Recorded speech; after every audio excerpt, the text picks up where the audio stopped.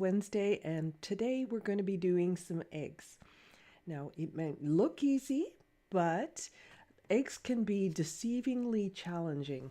So that's what I wanted to address today. I have actually done a couple of paintings with eggs, so I understand how challenging it is. You know, you would think that the other elements, with all the details and stuff, would be the most difficult part, but that's where you'd be wrong because you have to do the egg on wet paper. And when that happens, your feeling of control and everything goes right out the window. So I'm going to give you a few tips for this today. Let me just get my screen up here and there we go. All right, and let's take a look. So this is a very clean, simple image that I downloaded from Pixabay. The link to this image is in the description under the video. And the printout, as you can see, looks a little bit more blue, I would say, than this image here. So one of the big luminous, I didn't want it to simply look smooth. I want it to look luminous because that's the best quality of watercolor. And so in order to do that, we're going to be thinking a little bit more about color and subtleties. So first things first, I haven't got a drawing here. I could freehand it. I could take my paper, flip it over, and pencil the back of this if I want to. I don't know that I've actually shown this method before, but I can pencil the back of this. I can sort of see through it, so I know where to pencil. And I'm kind of going around the egg like this. I want good coverage. I'm using the side of my pencil, by the way, not the point of my pencil. That way I get sort of a broader application of color. And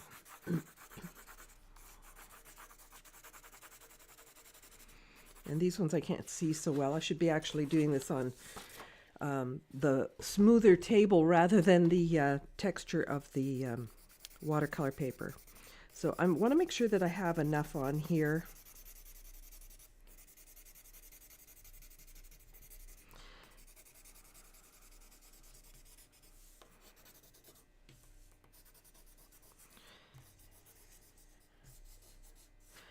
But after I do all of this, I don't want to just simply flip it over because there's a lot of loose graphite here. I want to wipe some of that off. So I'm going to do this. One of the easiest ways to see through your photo is to put it up against a window or put it on a light table or something like that. Then you can pencil the back so that you can transfer it. Margot says, I have my volume as high as it can go and still hard to hear me. Well, I'll pull my microphone a little closer. It's like right in front of me now.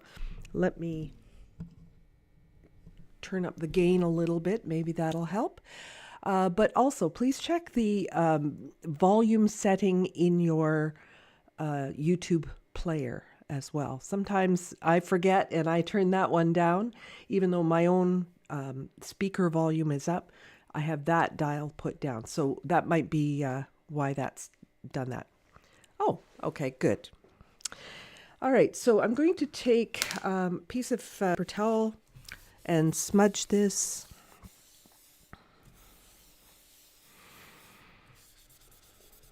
This is just going to remove the excess so that I don't get smudges all over my nice clean watercolor paper. All right, so I'm taking that off. You can see all that stuff that would have ended up on my image. And of course, you can freehand this as well, but sometimes egg shapes can be a little bit tricky. And if they're a little wonky, you know how odd they look. So this is one scenario where you really want to have the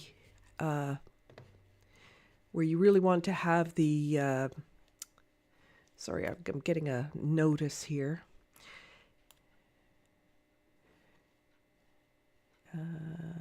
It's okay. The warning went away, so I'm guessing we're okay. But you want to have the accuracy of that, so that we don't have like a really weird shaped egg. So to keep this from moving around, I often take a piece of tape and tape this down. Now I'm going to be using Arches 140-pound cold press paper. I'm actually painting on the back of a demo piece that I had done, because it's not something I'm ever going to frame or do anything with. So I'm painting on the back of something that's previously been painted. That shouldn't affect things. The paper is a little bit wrinkled. It's not like bad, but it's a little bit wrinkled. But I want to get this shape correct. So I'm using this little ball on each end, but you could use pencil. It doesn't matter. Sometimes if you have a ballpoint pen that has no more ink in it or something like that, that can be a good tool for making the transfer. Now let's take a look. Ooh, that's very light. I'm going to definitely have to go over this again, or you are never going to see it. So let me just complete the egg shape here. And I think I could have probably easily drawn this.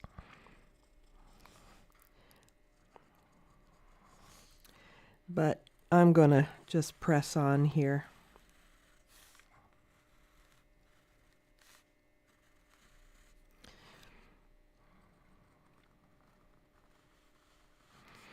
Now, because this particular image has a really dark background, I don't really need to worry that much about my lines being dark.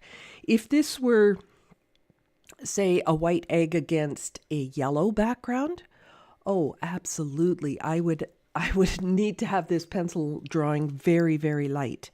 But since my background's very dark, I know I'm going to be safe to transfer this, fairly strong. By the way, the pencil that I used wasn't a special pencil. It was a number 2 HB pencil, regular, ordinary pencil. Now this egg has a little bit of printing on it. They stamp the eggs and stuff like that. And I'm going to leave that off. But you will never see this unless I darken it. So that's what I'm going to do next. The size I'm working is, my paper's 9 by 11, and by the time I put the tape and staples around the edge, it ends up being about 8 by 10. So I have to take this pencil again, and I am going to definitely darken up this line. But at least I see where it is, the placement and everything else, and I don't have to guess.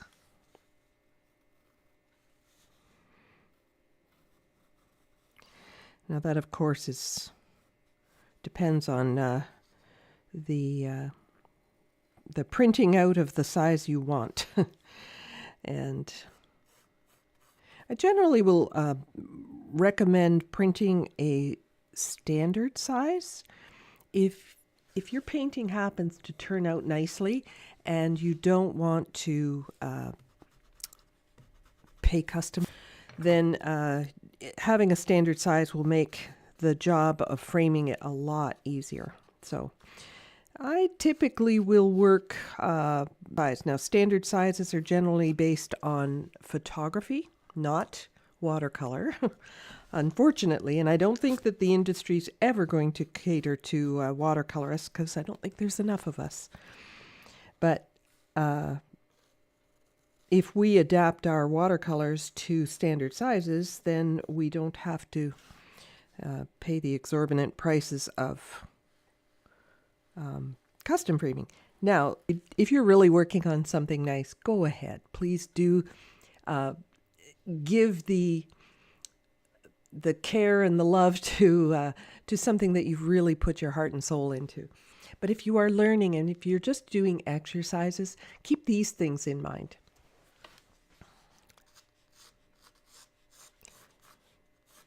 These shapes are darker now. Hopefully you can see my pencil lines now. They were a little hard to see before. They're even hard for me to see.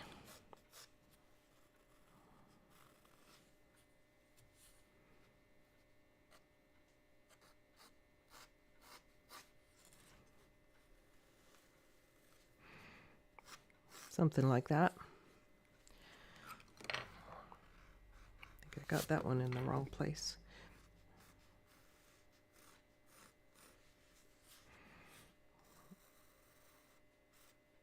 That probably starts to curve, but I ran out of image there. So, okay, so I'm going to take this off now. And I want to think about my plan. I'm always considering what my plan is going to be when I am about to embark on my watercolor, because without a plan, things can go wrong, and then you'll be going, oh, I should have done this first. So think it through. I think through my watercolors sort of from beginning to end before I even start mixing any color, which is wet. All right, so my plan is this. If I were to paint the background first, and then I'm trying to wet this egg in order to paint it, what do you think the chances are of this background bleeding into the egg are? I would say they're pretty high. So I think it's much better to work on the lighter subject first, and then add that extra dark at the end. Yeah, it's scary because then you have to actually shape the egg with the dark background. But that might be a little bit of a better approach than to try to wet and not touch that background, because you know it's going to happen, right? You're going to try thing. So there's a little bit of a reflection in the table here. There's not too much that actually has to happen in the table, aside from this dark shadow. But there is a change. There's not a big value difference. There is, however, a slight color difference between the tabletop and the reflection of the egg. So it's kind of warmer or cooler color out here, and then warmer color in there. So that means I'm not going to just paint everything one color and then add the darker on top. I want to do each of these sort of independently.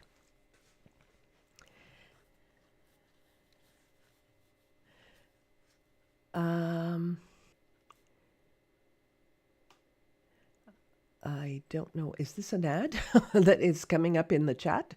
I don't know what that is. All right. So if you have a question for me today, can I ask a favor? Can you just put it in capitals for me? It's a lot easier for me to spot it at a glance. I love to read through all of the chat, and I do at the end of every video. And then sometimes I see somebody wrote a question. It's like, oh, shoot, I missed it.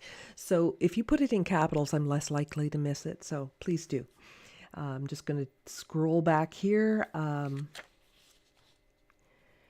Yeah, I keep getting this error that says YouTube is not receiving enough video to maintain. And I think that we're having a little trouble with our internet provider here. So we're going to have a little conversation with them and hopefully get this resolved, because this has happened more than once. So apologies if I am cutting in and out. Okay, so as I said, you want to create roundness. So that means that we're going to have to work wet on wet. The scary wet on wet, because wet on wet is always that feeling of loss of control in watercolor.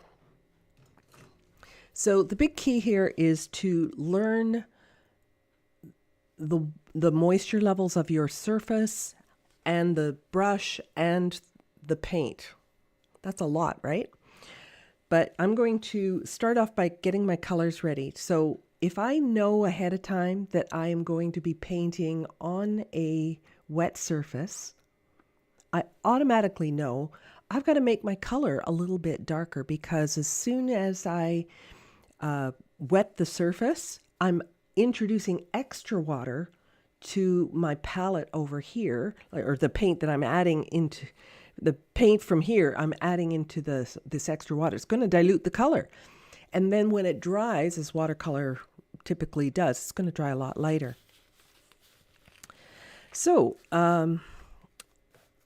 now, just taking that off for now so it doesn't stick to my paper. I am going to take my color and I'm going to be hunting for color. Very often when you print something out, you think, oh, that's gray, and that's gray, and I guess it's a little bit of an orange color in there. Sort of quick assumptions. I want you to look for color. If you want to create some luminosity in your watercolors, look for some color that you can introduce. You might only see a little hint of it, but then you bring it up a little bit more in your painting, and your painting will be so much more lively. So I'm going to look for some, I see almost a blue color here, maybe some yellow. I'm going to use yellow, red, and blue.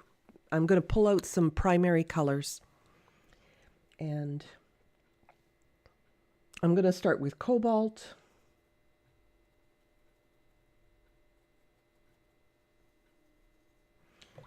I'm going to get some permanent rose.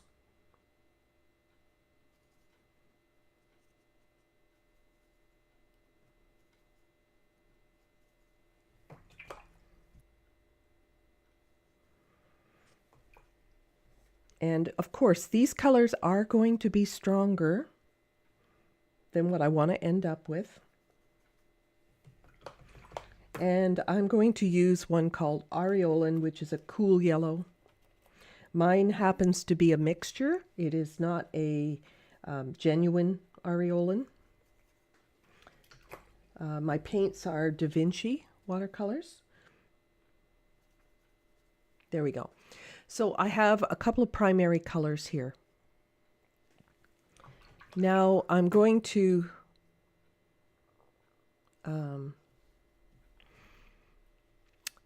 it is okay. I keep getting messages. I will do my best. Okay, so I'm going to start off by wetting one egg, just one at a time. And when I wet this, I'm going to wet it. This is cotton paper, by the way. So I'm going to wet it so that it absorbs fully.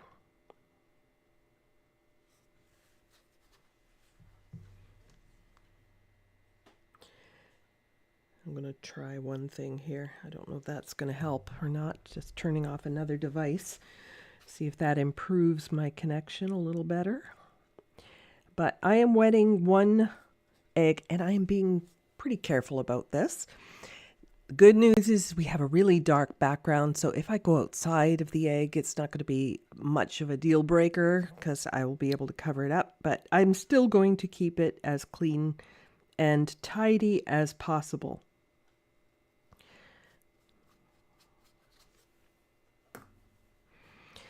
So this photographer, this image was from Pixabay. This photographer did a nice job of lighting on this.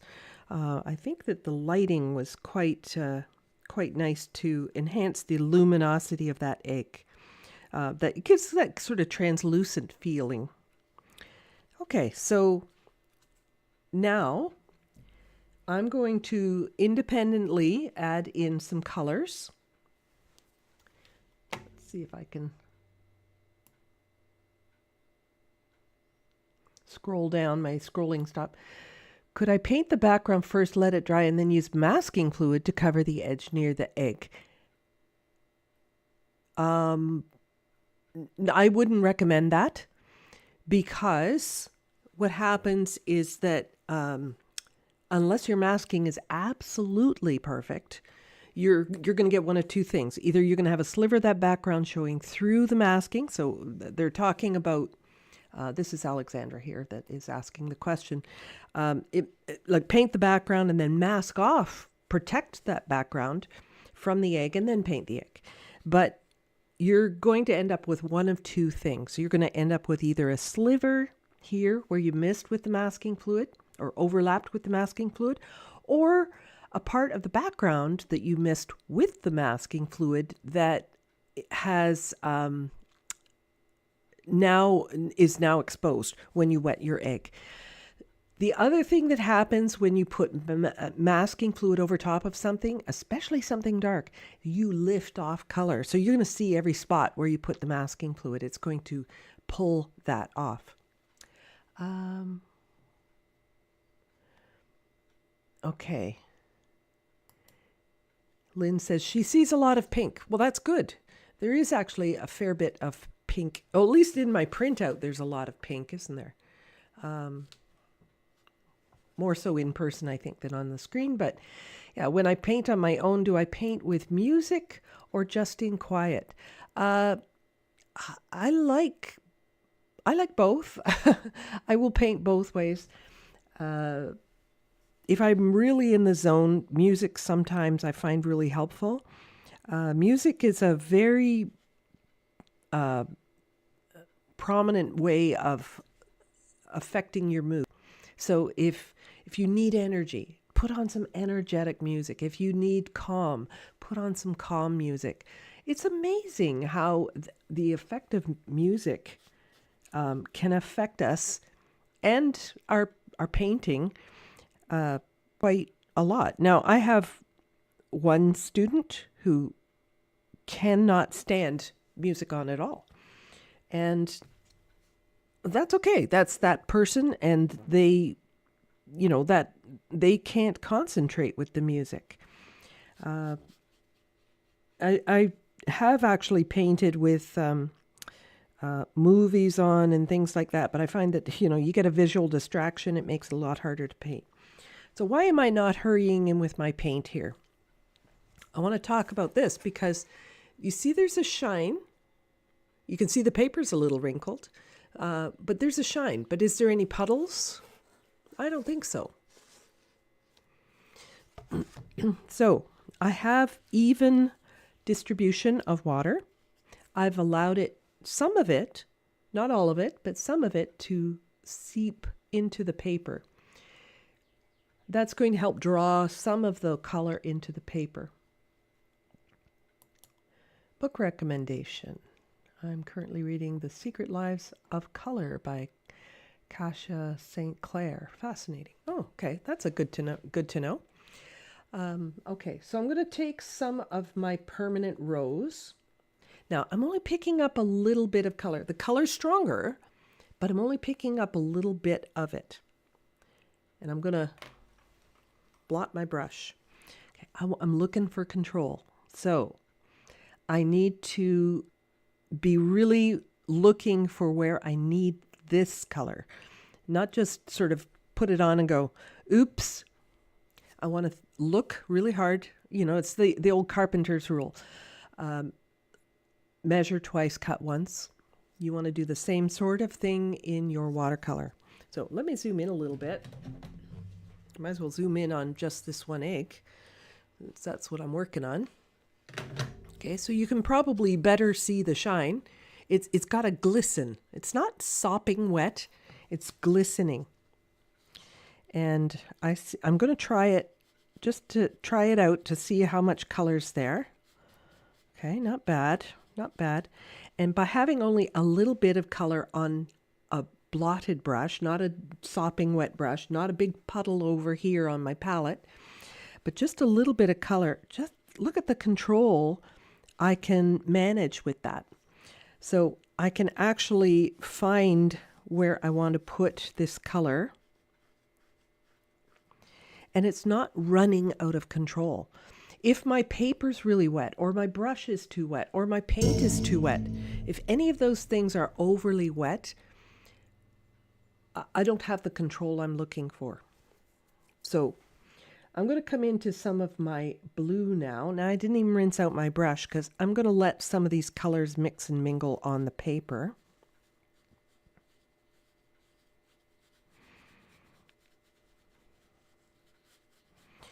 And you see I'm putting the blue beside that pink. I can overlap it here, for example. I can overlap some of that.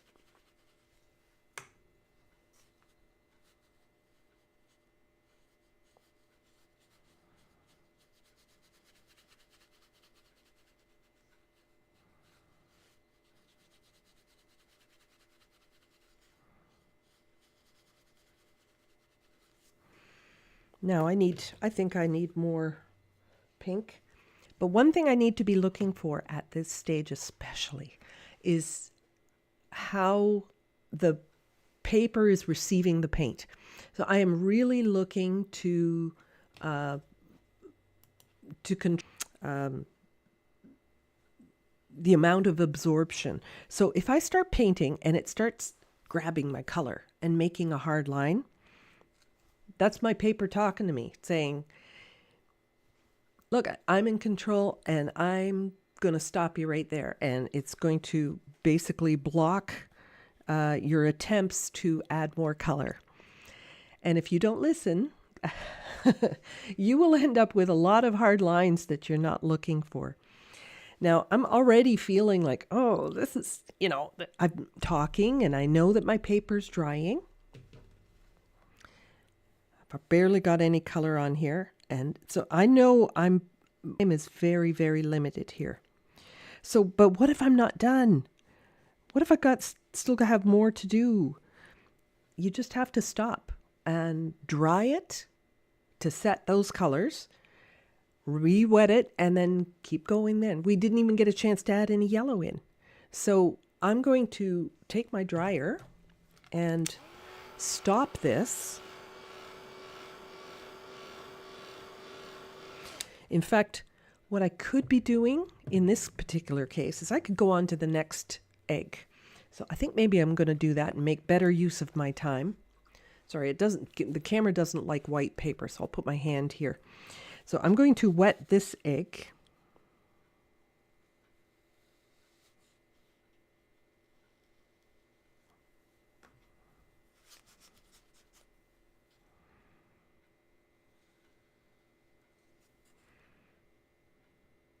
Now it's interesting that I traced this egg and it looks more round than the one in the photo.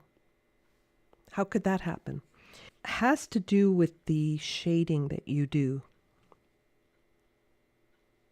An egg is a familiar form, and you will know whether it looks wrong or not. If it's got an lump or bump in it, that kind of thing, you notice immediately. Or if it looks too round. I suppose there are some round eggs, but most of them not. So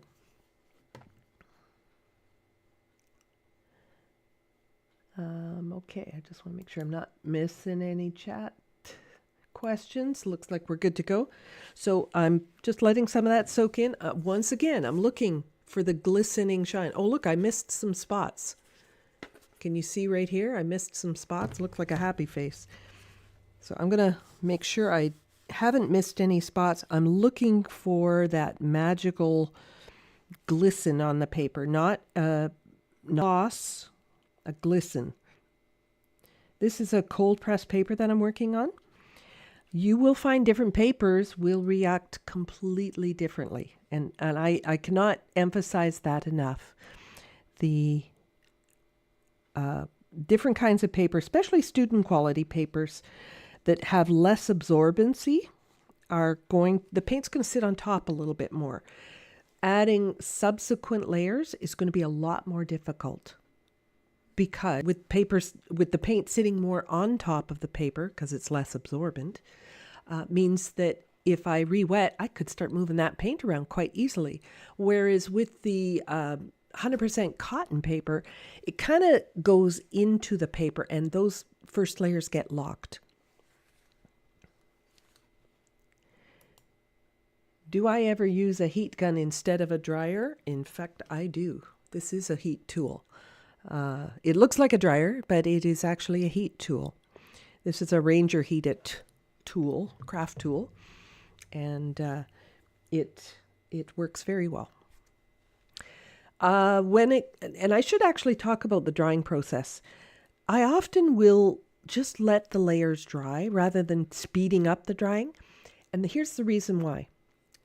If I dry it, I am stopping the melting, the mellowing of the colors. I kind of halt that. I just kind of, it comes to a screeching halt as soon as I start drying it.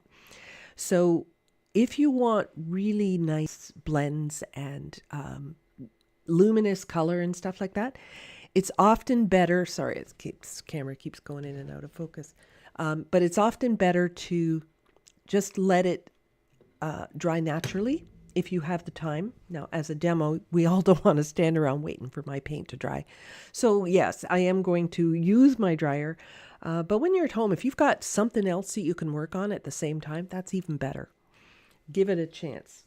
So this one, I see some of this pink near the bottom, and I haven't picked up very much color on my brush. I'm kind of easing in my way into this. And I'm going to just bring this to the main screen for a second. I want you to see how little color I'm picking up from my puddle.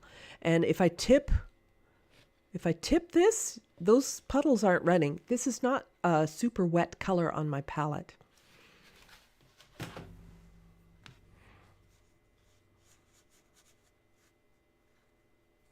Now, red is one of those colors that sometimes can be a little bit powerful. So I do have to be a little bit careful that I don't overdo the red. I don't think it's overdone. I'm just cautioning you that it's easy to do. So I would sort of ease my way into it with very little color to start with, and then build up to it.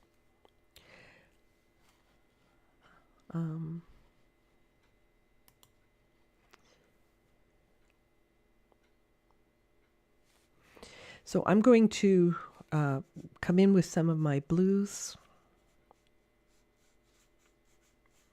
where I see stronger color here.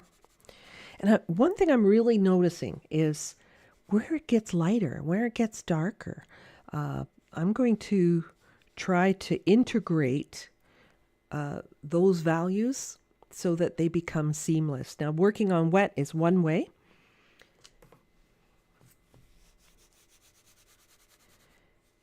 But I'm also going to be overlapping some of these colors. As you'll see, I haven't really got to any of my yellows yet, but I will. Now I've just rinsed off my brush here just to gently soften and bring some control into my blending aspects here.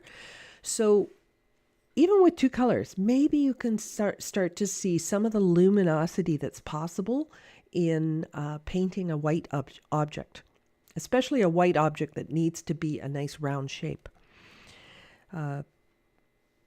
Okay, so now I will take the dryer to this.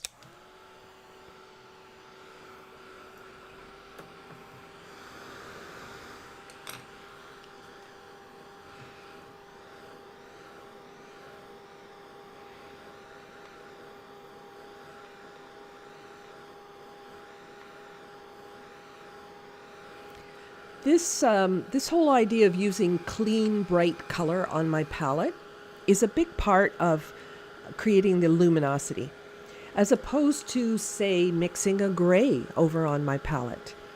This is going to help me to let the colors organically mix and mingle on the paper, which can make a big difference.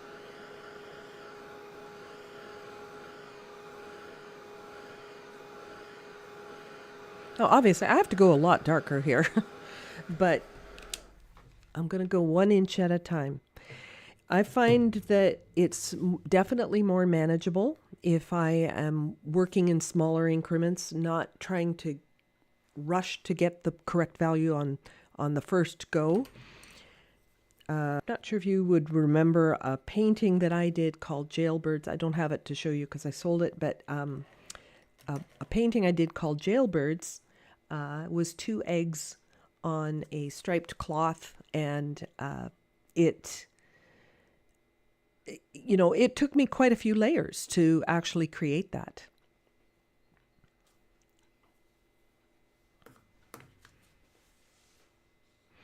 All right, so back to my clean water. And I'm repeating my first steps.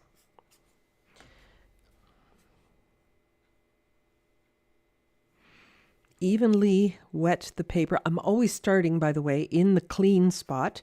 I don't want to start where there's already paint and then, spread it up into a clean area. Always start where it's clean and work your way down. Do I use natural white or bright white paper or both? And why? Good question. I often use bright white. That is probably more my go-to. I'm finding almost everybody's out of it right now for some reason. So I do also use natural white. I tend to use natural white more for landscape painting, whereas I would be using a bright white for anything that is like a winter scene, for example. I might want to have the cool white tone of the paper as opposed to warmer tones. Again, if it was a winter scene at sunset, I might want those warm tones.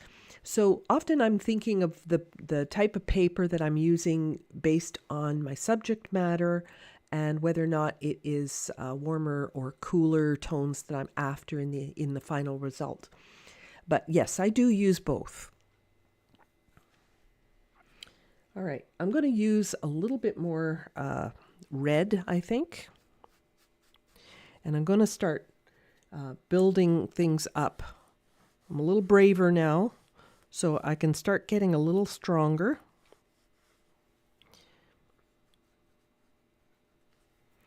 But I'm really looking for placement.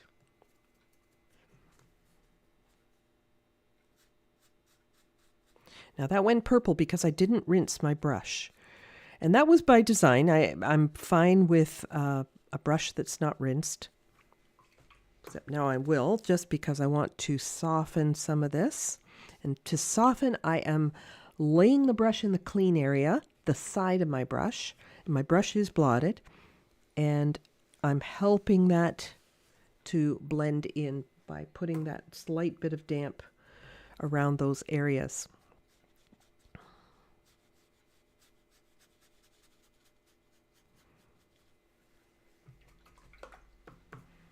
Blotting my brush, helping to soften it, using the side of my, but laying my brush in the cleaner spot, the cleaner area of the paper.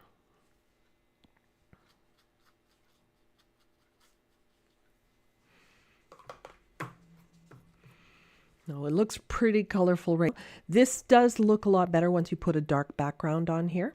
It feels a little strange and when when you're doing it and all you see is the white around it and you think, oh, that's too much color. And it's a bit of an optical illusion, right? We don't have anything comparative that is darker or duller or anything like that at the moment. We have this bright white paper that is throwing us off. So it can be a little off-putting, put it that way. So if I were to take, say, my remote and put it there, well, that puts things a little bit more in perspective. So I'm going to, might help my camera focus a little bit better too. But okay, I'm going to re-wet the second egg, starting at the whitest, brightest part at the top, working my way down.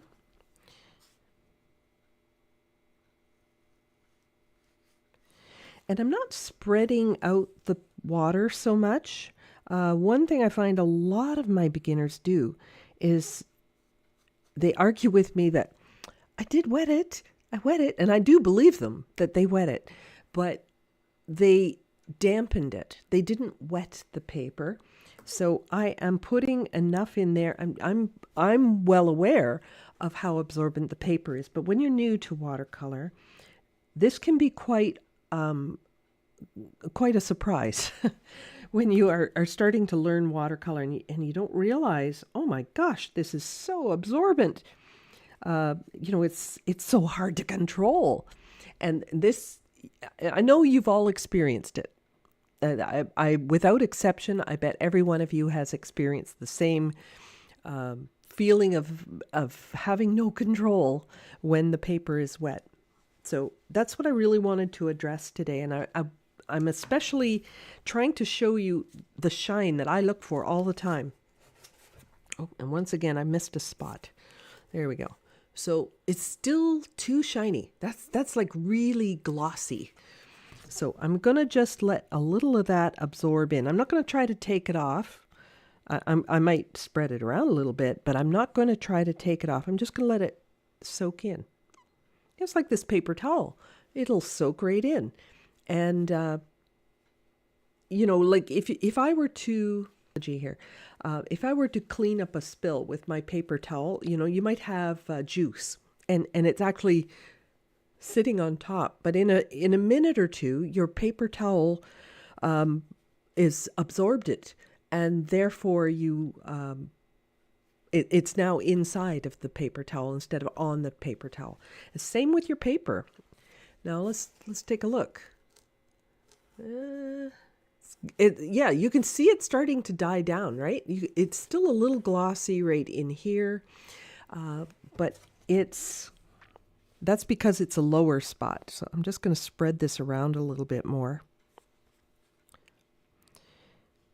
This is harder to do if you have a lot of color on the paper, but when you've just got, subtle things like this, and I do think that when you're approaching something as smooth as an egg, you do need to be fairly subtle. When you've only got a little color on there, it's not going to move. It's going to stay put. It's built up on the surface. That's where trouble can start. So you have to be even more delicate when you re-wet things.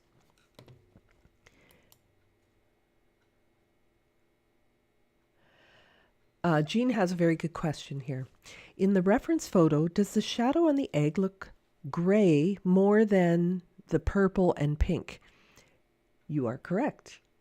One of the things that photography does that you can sort of override with your painting is you can inject more color and more interest, more luminosity to your painting if you think of grays as a mixture of colors that are done on the paper as opposed to being done here on the palette. And you'll just find that those are things that will elevate your painting. And it is a little bit of a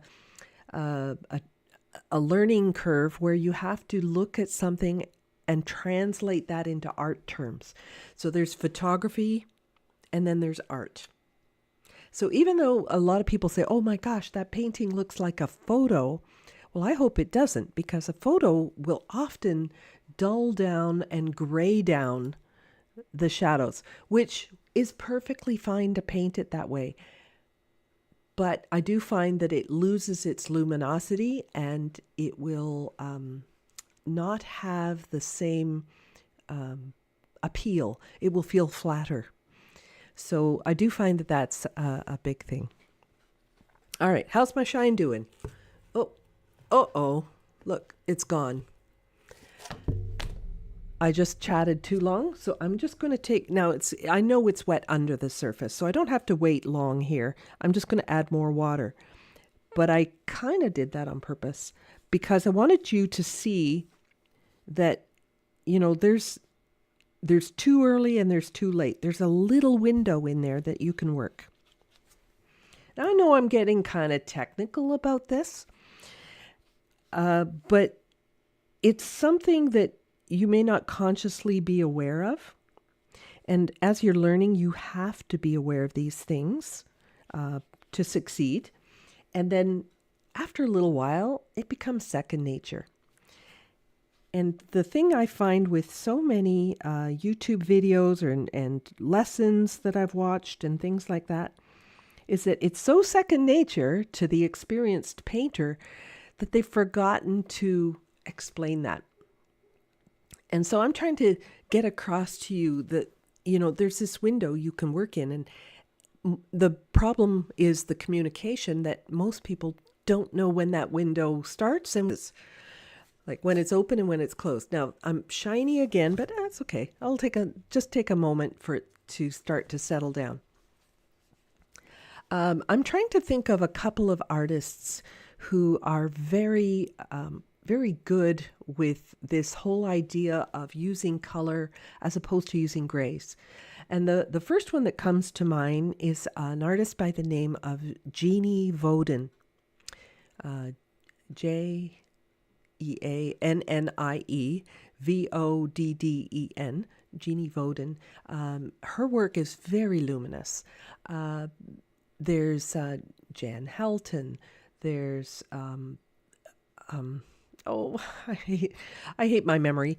It's good. It's just short. I need to think of what her name is. There are actually many artists, but if I think of it, I'll tell you in a second. But let's look at my shine. Oh, that's just about perfect.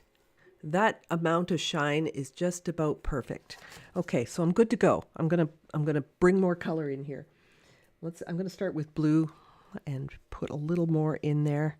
There's a real kind of curve to this, and I'm really looking, it's 2/3 of the way up kind of thing. I really need to pay attention to where I'm putting it. And then it's a little brighter through here, and then it gets real dark at the bottom. And the reason it gets real dark at the bottom because it's making contact with the surface. And the egg is making a shadow on the table, which is bouncing back at the egg itself. So it's kind of like there's a lot of this bounce back. So the light area throughout this part of the egg is the surrounding tabletop that's bouncing back. But where it's touching and making the darkest shadow on the table, the shadow is bouncing back. So it's kind of this weird light and dark. But you need to have this sort of reflective, anything curved is going to reflect in that curve. And maybe some of you have been to the Bean in Chicago. A very good example of, how a curved surface can reflect its surroundings. So I'm bringing more color. I'm getting braver. And this is looking a little bit garish, I guess, color-wise. But you'll find that this will ultimately kind of calm down, especially when I start to introduce some of the yellows and things like that. There's no particular reason that I'm waiting for the yellows other than if I put them over top of some of these, it will calm them a little bit. Because essentially what I'm making here is a purple. And those of you who know a little bit about color theory know that the complement to purple is yellow. And therefore, I can sort of temper and dull down this bright color. If it's too much for me, I know I can dull it down. It's getting it bright again that is going to be the really difficult part. So getting something dull is a piece of cake, but getting it bright, not so much.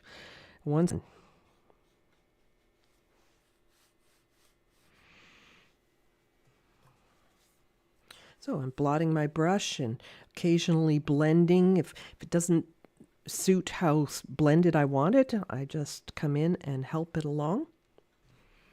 All right, so I'm just going to go back and forth a couple of times here, and I want to put a little bit of that glow where the two eggs are kissing. And I want to make sure I've got that little connection there. And yeah, my internet's flip-flopping back from excellent connection, it says, to not enough, not receiving enough video something or another. Was video to maintain smooth streaming. As such, viewers may experience buffering. And I have no idea why that's happening. So I'm going to be talking to my internet provider, because I think that that's where the problem lies. All right, so I'm going to keep sort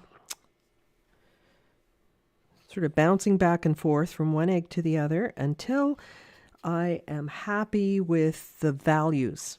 So the values being how light or dark things are.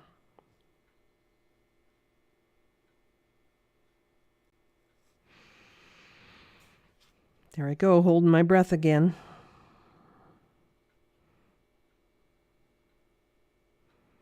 One of you mentioned some videos ago that that's called task apnea. Who knew? Breath holding as you work.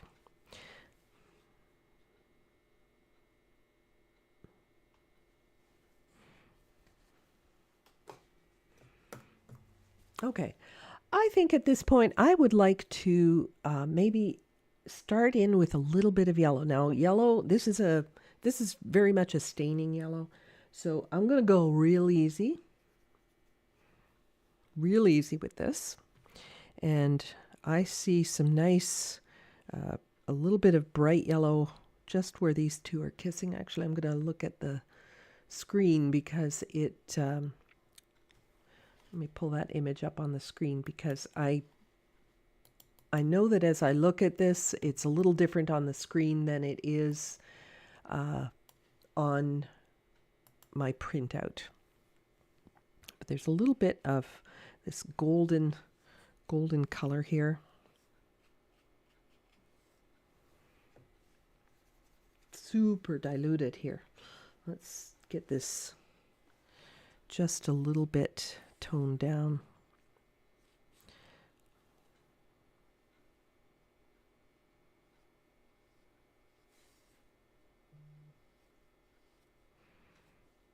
So I know that at the bottom where it comes in contact with a solid object here, things are going to get a little duller. But this little bit of yellow, you can see that that's kind of toned down that purple that was there. But I'm going to put in a little bit more blue here.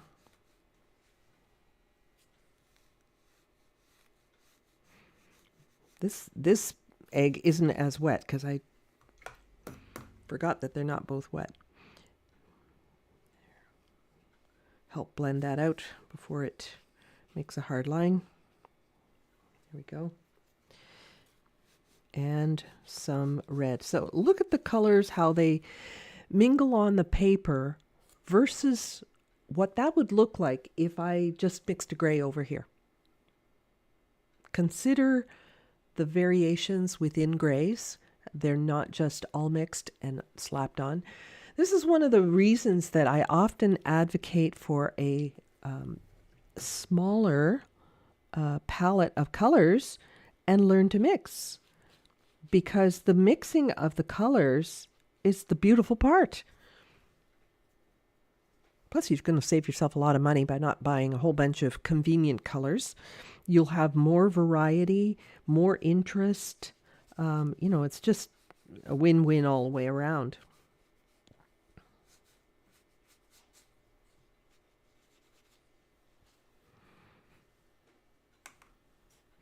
I'm going to put a little yellow where it transitions into the light. I like that.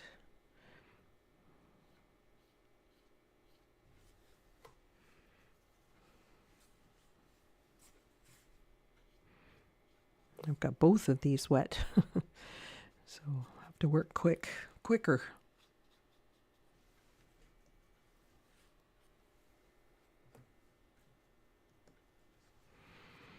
One, one thing I have to mention at this point is that the the brush being wetter than the paper while the paper's trying to dry is a recipe for blossoms. All right. You do have to be careful of that. If I were to come in with a wet brush, like if I've rinsed my brush, let's say I want to switch colors and I rinse my brush. Okay, now I've got a clean brush and I don't blot it or anything. And I go in and I reactivate this blue, for example. Now my blue in my brush is wetter than the paper. So that's going to push away at the drier paper, and it's going to go as far as it can, and then all the paint's just going to drop right around the edges of where, as far as it could reach, making a blossom. So that's what's happening. I'm seeing the shine on my paper go away. I've still got some here. I could probably work a little bit more here, but this one, I don't have enough shine to continue, so I blotted my brush. I want you to notice that. But I'm going to come back to this one where I've still got some shine on the paper.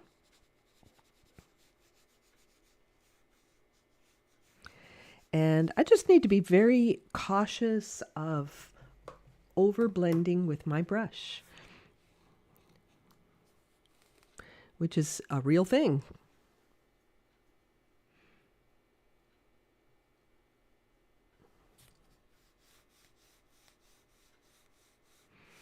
Now you'll notice maybe one thing that's happening here. See that dark edge I'm getting? I have a cure for that. So I'm going to share that with you shortly. But I might as well finish what I'm doing here before I do that. I'm going to go into my permanent rose. Get this a little darker down in here.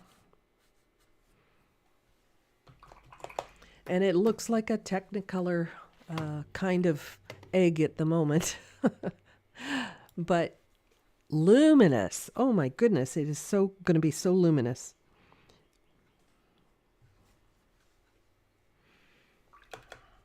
All right, I'm going to dry this so that I don't disturb what I've got.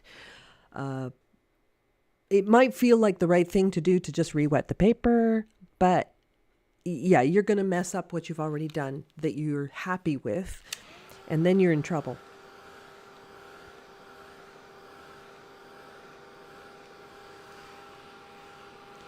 Aureolin, correct. That is the yellow that I used.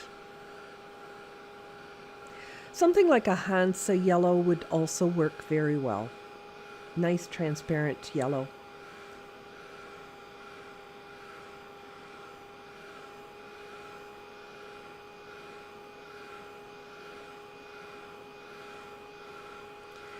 Speaking of cup of coffee, I've got one here that's getting cold as usual. Yep, good and cold.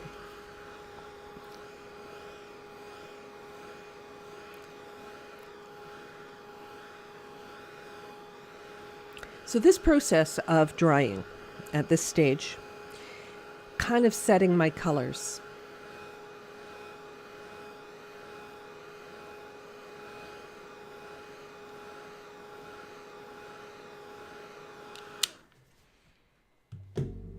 Okay, that's got to cool down. The paper's nice and hot now because that was a heat tool. But yeah, that process of setting your colors is a great way to enable you to re-wet and apply more color without messing up what you've already done. All right, let's talk about when you get these, buildup of paint at the edges. Here we go. I'm looking for my remote. I forgot I put it over here. Let's see if I can zoom in a little bit more here. Okay. So you can see, and let me put my hand in here so the camera likes it better. Still doesn't like it better. So I could take this is a dry brush at the moment. I'm going to dampen it. Let me get some clean paper towel.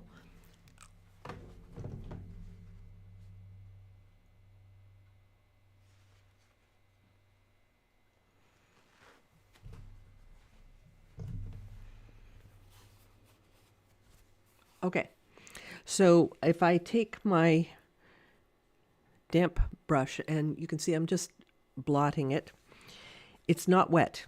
It's just a little damp, and I'm only going to hit the edge, only the edge. But as I do this, I blot immediately. That's the key. Do it right away. You can see what I pulled off. A little of that excess color off the edge.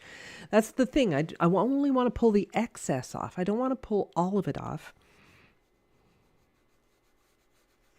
But I can repeat this as many times as needed to get rid of that. So I'll do half of it, and the difference is. This was the worst culprit anyway on this side. And oh, I think my camera doesn't like being that close. Let me try this. There. Hopefully, there. So you can see that buildup of paint, because that's what it is, a buildup of paint, is pretty easy to remove, because when there's a buildup, it's sitting more on top. And that's where the dark is. That's easier to take off. I've got some more right here. I've got a buildup of color right in this spot here. Just keep blotting with a clean paper towel as you go. Gone, right? So I used to freak out about that all the time. I was like, if I'd known that was that easy to resolve, life would have been so much simpler. All right, so I've got one egg that's more blue than the other one. They're looking a little odd still. I need more dark down in here for sure. So I'm going to go back to my slightly larger brush with clean water. It's kind of a miracle. I haven't put my brush in my water yet, or brush in my coffee yet.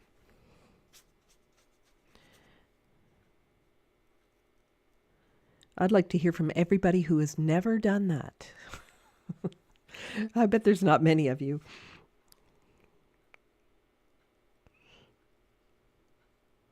You having a good Wednesday? Hope so. I hope you're enjoying this video. I know it's slow, it's a little tedious, but I'm really trying to break it down into the why these things are happening. So that's why some of these videos are a lot slower than others, because I really need to dissect it for you, help you with understanding where the problems are arising. That's the worst part, I think, when you're learning watercolors, not knowing why you messed up. And big part is, you're just not working in that little window when you got the right shine, or you're trying to paint into something that's starting to dry, things like that, or how wet your puddle needs to be, how wet your brush needs to be. These are probably the core things that we struggle with for sometimes years before we figure it out, right? So I'm trying to explain some of that part of the process. So I'm going to come in, and I need to get a little bolder here, because this could take forever otherwise. So I'm going to come in with a little bit more blue near the bottom.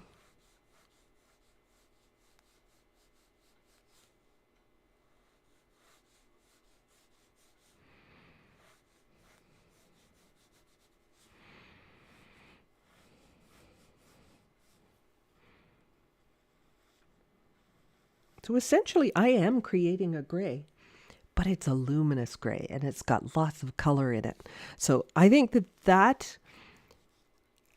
hope you're excited to try that, because for me, this was a whole game changer, especially painting things that are white and things that are smooth. Like if you've got a gently curving petal on a flower or something like that, how are you creating that form and not making it look like it's like just a flat piece of paper kind of thing? This whole concept of letting the colors mingle on the paper, big game changer for me. Maybe some of you already do this, and this is like, oh, I do it all the time. It's no big deal. But I bet there's a lot of you that are watching that just have been like racking your brains as to why certain things happen. And so hopefully that's helping. Are some yellows less susceptible than others to turning green when layered over? So I find that that's a really interesting thing that'll happen, is that, you know, these colors are transitioning from one to the other, and the luminosity is insane. You know, it makes so much difference, I think.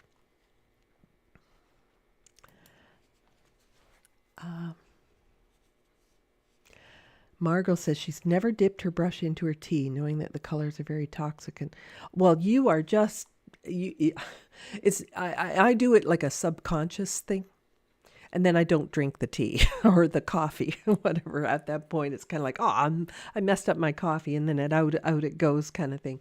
But it's so easy to do if you're not looking, because you're concentrating and you're dipping like this with your right hand or left hand if you're left-handed, and it's like, oh, darn it, I did it again. Most of the time I'm actually, because I get talking and stuff, and I forget to drink my coffee. I usually will put it in a travel mug, which has a lid, which solves the problem for me. All right, I'm going to go in with a little bit more of this pink color here.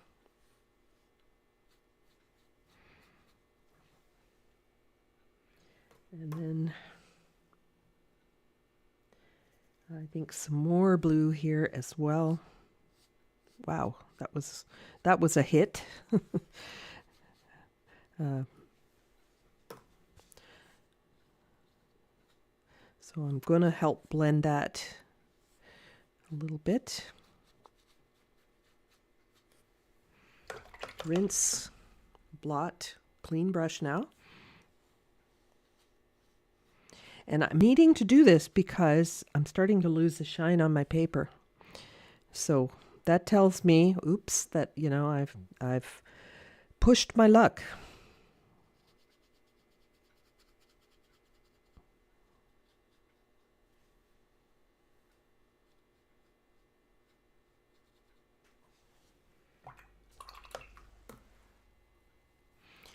So I'm going to blend what I can, and then I'm getting out of there. That's my paper.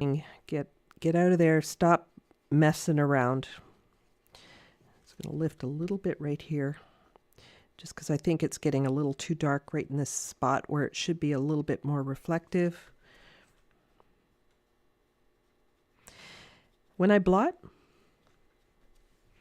notice I'm not wiping. It's an up-down motion. And I'm not pushing the paint and moisture back into the paper either. I'm trying to pull it off.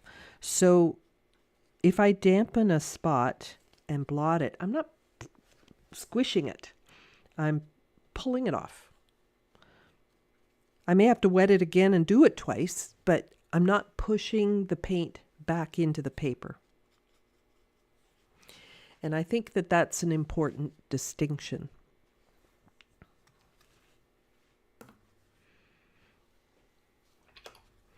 All right, so it's getting a little Technicolor. Let's see what I can do now. Let's see if I can take this and transform it into something a little less neon. So I'm going to take a little bit of this yellow, and this is going to go over top of this blue and red, which is creating a purple effect. And it is grayed it down and created a little more luminosity.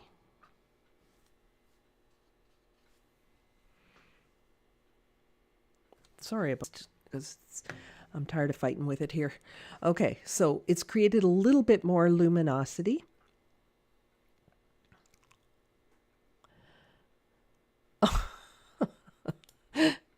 Angela says she's swigged from her water by mistake. That's not unusual either. That's why I use these reused salad containers, because I'm not likely to pick that up and drink from it. But and then I don't care if they get paint on them or anything. That's all I use them for. Okay, so a couple places I went outside the lines, that sort of thing. Not too worried about that. But look how much more gentle that is, just with that little bit of application. Like, so this is looking quite purple. I know I can dull that down. That'll be easy to dull down. It's getting it bright again. That's the real difficult part.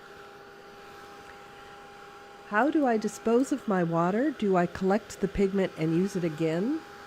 Not really. That's too liquid for anything to deposit. So it doesn't really settle that much. If you are using heavy pigment, you could filter it through paper towels as you are pouring it out, or a cloth as you're pouring it out, so that any solids or heavily pigmented chunks in it are being filtered through that. That might be a better way. I'm open to all the suggestions in terms of making things more environmental friendly. I do not use the most toxic paints. I stay away from cadmiums and chromiums because they're not good for me, and they're not good for the water system. And they're also very opaque. So those ones I'm just staying away from in the first place.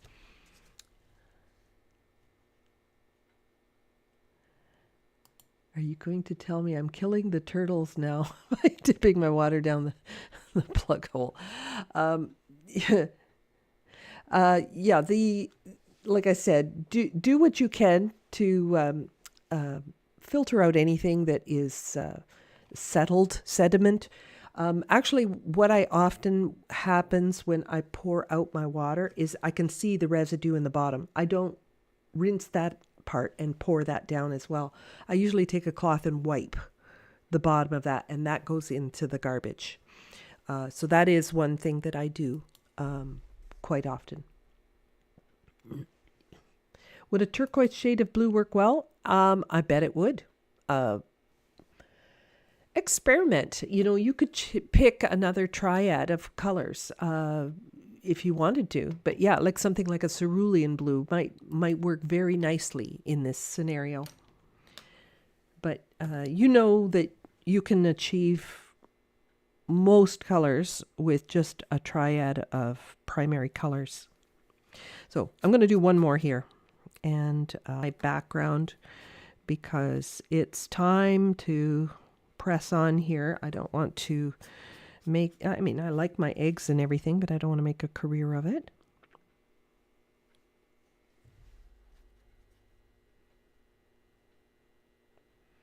So if you like, some of the content that I'm sharing, by all means, I would appreciate a thumbs up or I'd love you to pieces for a subscribe. But really appreciate any of the support that you give me. That's wonderful. There is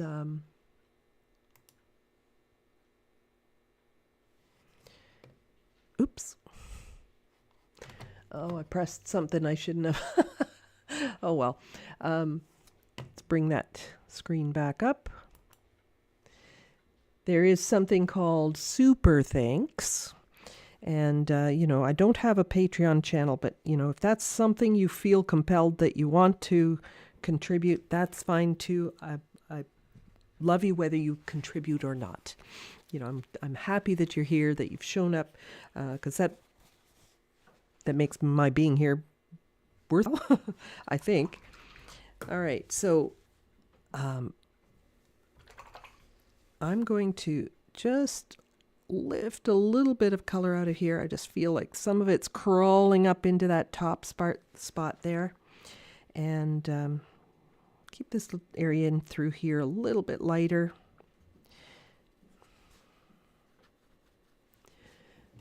There we go. Okay, so we've got a couple of luminous eggs. They aren't gray. I mean, they are gray, but they aren't boring gray. They have color and vibrancy and luminosity. So I'm going to dry this, and we're going to talk about putting that dark background in.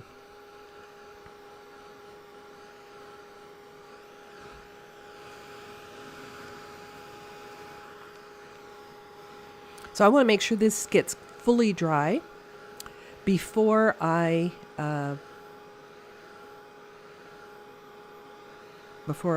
continue on. Because the one thing I really don't want to have is a weird edge on my eggs. Shelley, I looked on your website, couldn't find one. One what? Hang on.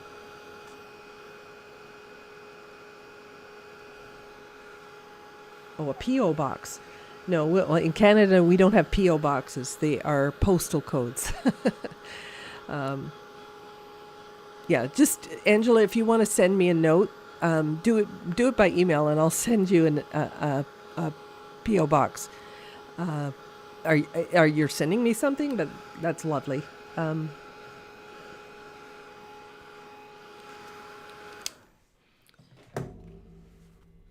I gotta let that cool down.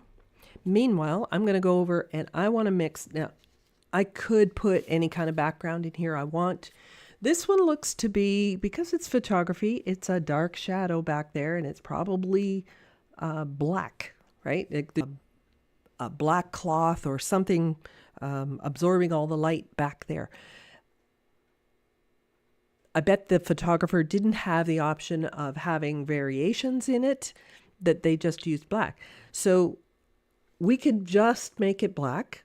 Actually, that would make the eggs look quite dynamic. But as I'm adding the color in here, if you want, now I'm not going to, but if you wanted to, you could mix like other colors, like a deeper blue or a deeper red or something like that, and throw some of that into this background as you're applying it.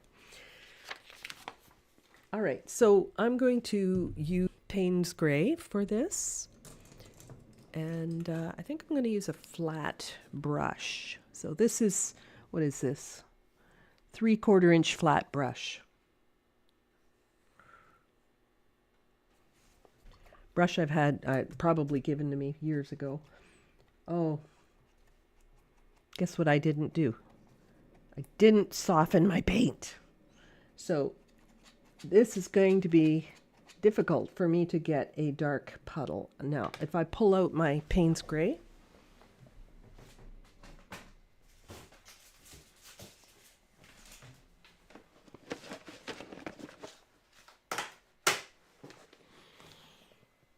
here's my box of color. I've got a few. Okay, and that's only some of them, by the way. But somewhere in here I have some Payne's Gray, I think.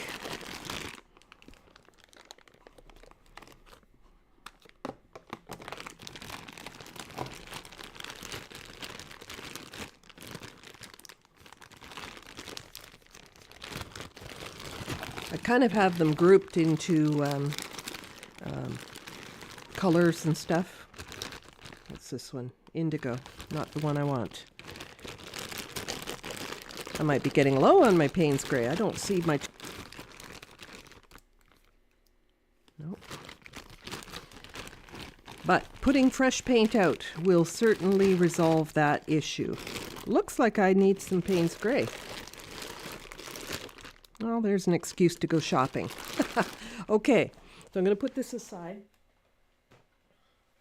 Just know that freshly squeezed out paint is going to be creamier. It will be a lot easier for you to get the rich color. I believe it's at the bottom of the chat. There's a little, I think, a $sign there. I don't know.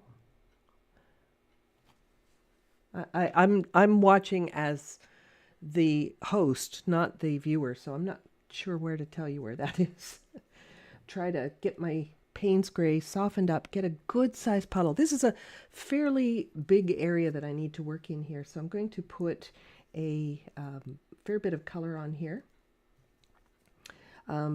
There's, you know, if you are searching for the super thanks, it's also underneath the video. You might have to click the dot on under the video where it says more kind of thing. You might find it there. I'm not sure where it is, to be honest. Okay, so I'm creating a nice rich dark puddle. Let me bring this over to the main screen here. Try not to drip it where I don't need it on my painting, but I want a big rich puddle. Now this puddle, I'm probably going to do this one on dry paper because I want to have dark color. I don't want to have to do this twice if I can avoid it. So I'm going to do this on dry paper. Whenever you work on dry paper, remember how absorbent the cotton paper is? Oh my goodness. You are going to need a puddle probably 3 times the size you think you're going to need. So you don't want to get halfway through and realize, uh-oh, have enough paint. So you're going to mix a big puddle. And it's rich. Like you can't, that's a thin coat on there, but you can't see the bottom of the palette. So that's what I'm talking about when I'm talking about rich color.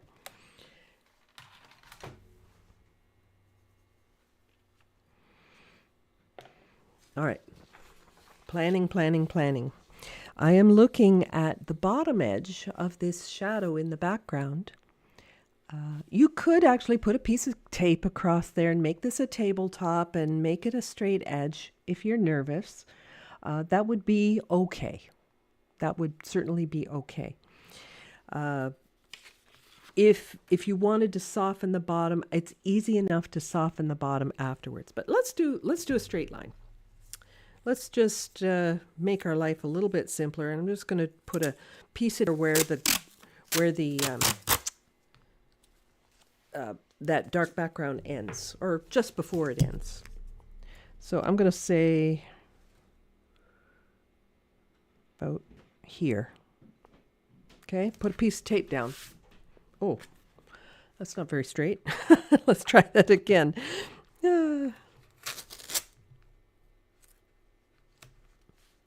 That's straighter, maybe. I guess that one egg is tilted a little bit. The one on the left, I was kind of going by that. Okay, so now I'm going in with lots of color. I don't think I have enough paint, by the way, but I'm going to go for it. Press this down, make sure I'm really there. And I'm going to put, and I've got lots of paint on my brush that I could spread out. I'm going to go back and pick up more paint. Even though I've got lots in my brush, lots on the paper, I'm picking up more paint. So why am I doing that instead of spreading it out? You know, paint's expensive. Why would I use more paint than necessary? Well, the thing is it is necessary. You can see me slowing down as I work around the egg. But if I start spreading it out like this, those marks are going to start creating brush marks in my background. The key to getting a smooth background is keeping it. So I'm piling up color on here, and it is going to be good and rich. I need the paint to flow enough. I need to add enough water to my paint and my brush to help it flow. But I need to also keep the paint connected on the paper. So the wet color needs to connect to more wet color if you want to avoid your brush marks.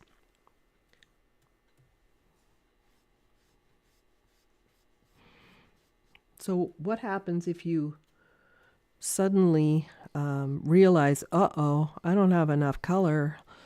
What am I going to do? You can soften an edge where you end off. So, And I can tell you, I don't have enough paint. I don't think I do. I might surprise myself, but I don't think I have enough paint.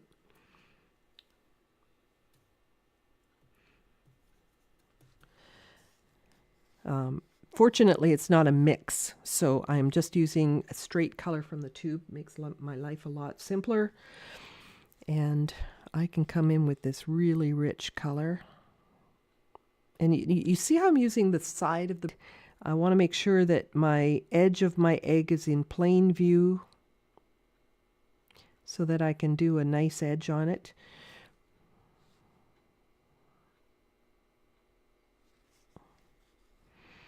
I want a nicely shaped egg as if possible.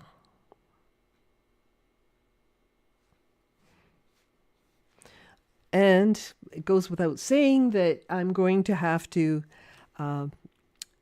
not splash on my egg with this Payne's Gray. Oh my goodness, that could be a dangerous thing to do. So as I'm concentrating, you can hear me kind of get quieter as I go, but I'll try to talk through it.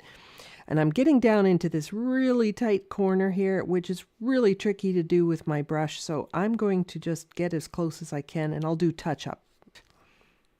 All right, up here, gotta get this wet paint connected.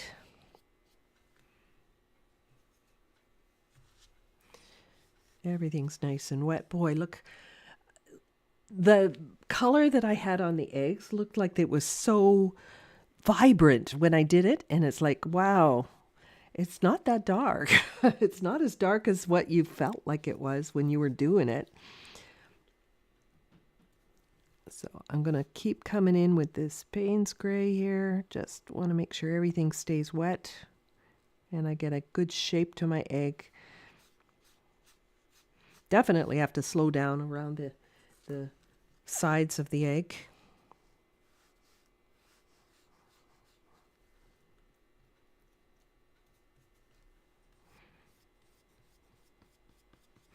So if I ran out of paint, here's what I would do. I would rinse my brush and I would dampen the edge so that it is no longer a hard line, like crisp lines, that starts to blend in. So I'd rinse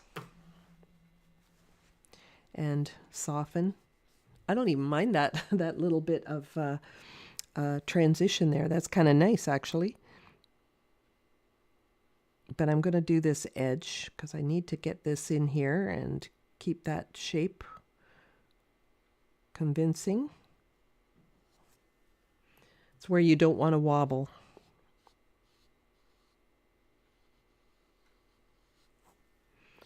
So where I softened that, if I had to mix more paint, then I'm not going to have that telltale line of, oh, connected one thing to another, one wash to another, because you'd have a blended edge instead. But honestly, I try to make sure you have enough paint in the first place. Mix more than you think you need because it always absorbs a lot more than you expect.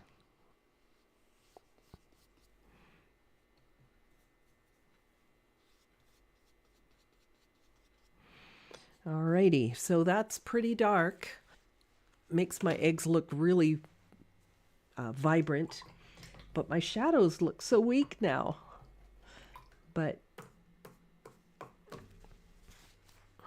now I'm going to take let's take a little brush here where I can fuss and do that little connecting point there.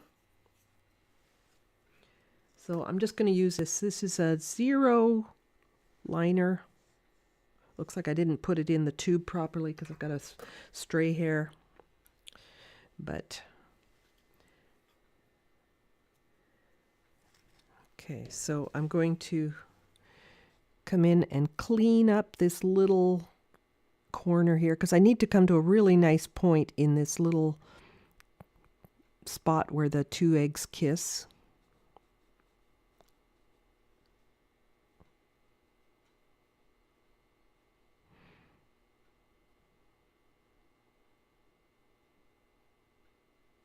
Now where they do kiss, I don't want to put an absolute full line through there. That's very important because it will look like the eggs are kind of suspended in air. They actually do connect. So where they connect, you cannot put a black line between them.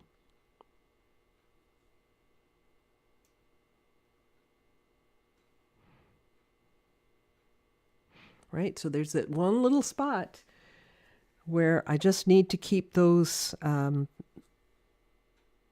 connected. Those two eggs have to be connected right there. Now I can definitely put in some color there.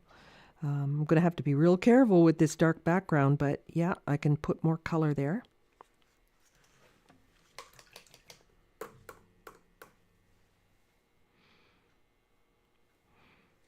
By the way, if you have a brush like this, see, I travel a lot, so I have to, like I'm going from class to class all the time. So if I don't do something to protect my brush, it will end up with splayed bristles, and that's what happened here. You could put a little bit of gum arabic on this brush and reshape it, and that usually resolves the problem. Kind of goes back and holds it. When you buy a brush and it's really, really stiff like that, it's because it's got some gum arabic in it to hold its form. All right, let's take a look here. So I've got a nice straight edge, but it's not like what we had in our photo. Try not to get paint all over my hands here. But if I want to soften that edge, I can do that pretty easily. But before I do that, I want to get some of my tabletop in here. So the tabletop is a little bit of a blue-gray. So I'm going to take some of my, I might as well use that flat brush again. I'm going to take some of my cobalt blue.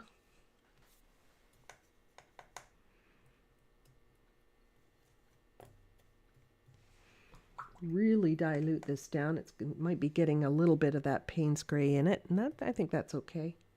I might bring it over here just because I want to keep it a little bit cleaner. Mix that with a bit of the red, doesn't matter. It's going to be really diluted. And if it has a little gray in it, that's okay too. There we go. All right, so I'm going to start right where that gray is. Now, it's probably going to bleed a little bit.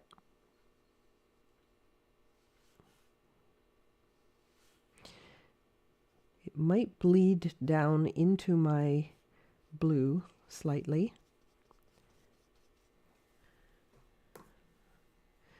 And actually, I want that to happen, but I don't want to create a blossom where the two meet. So I'm just going to take this flat brush here.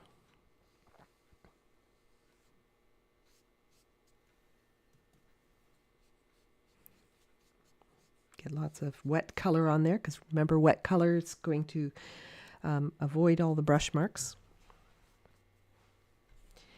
And I'm going to run this along this edge here. And I'm kind of working my way up into the Payne's gray a little bit.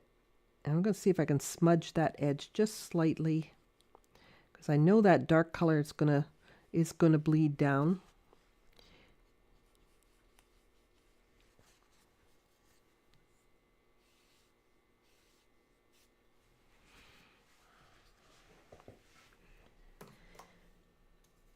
And then I'm going to move on to other areas here. So I'm going to go around this egg. And I really have to watch the shape of my egg here.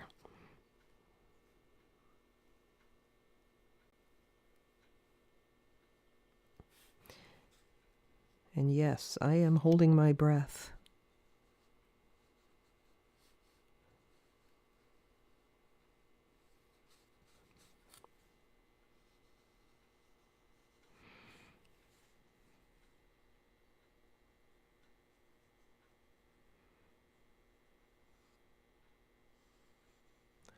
Holding my brush up so that I can see underneath where I'm placing the color.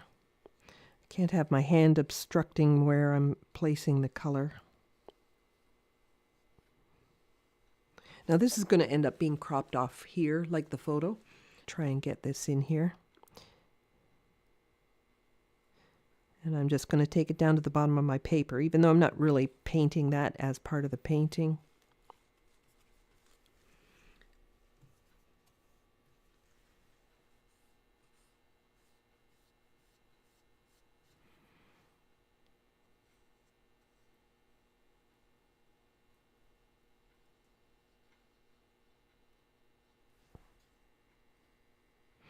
There's going to be a dark shadow that has to go in there as well.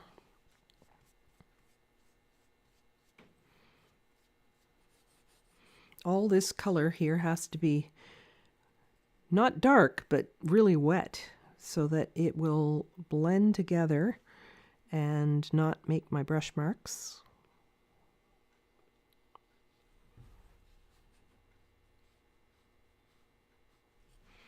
So I'm trying to load up the surface of the paper so that it will flow together better.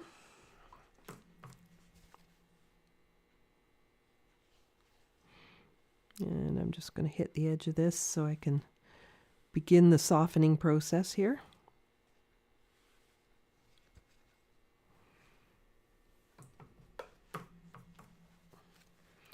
And now we've got a little one in the middle, so I better use a smaller brush for that. Now this part's already dry, so I'm just going to use a damp brush. Soften this edge as I go. Or get it reactivated, basically. So I'm kind of going up into the Payne's Gray there to get it moving.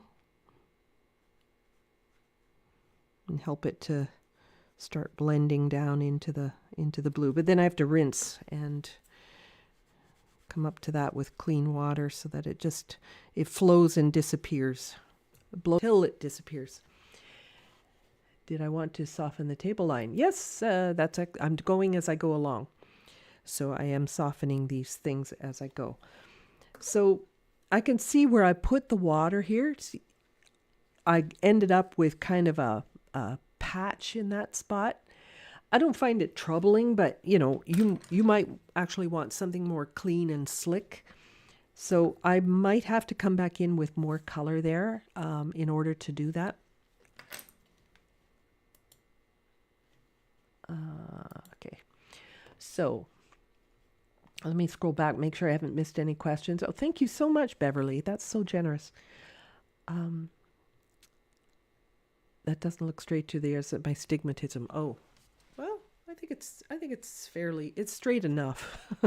I can when I put a mat, if I put a mat on this, then that's something that I could definitely straighten as I put in the mat.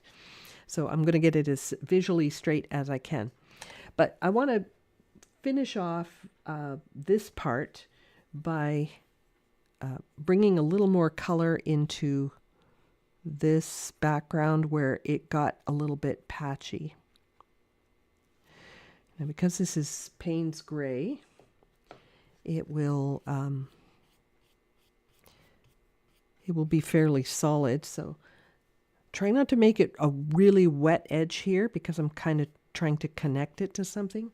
So not having my paint too wet. It does need to flow, but not too wet because it has a lot of paint in it. And I should be able to hide that spot where it was a little bit patchy there. I do have to remember how much paint is actually sitting on the surface, so I'm using a super light touch here.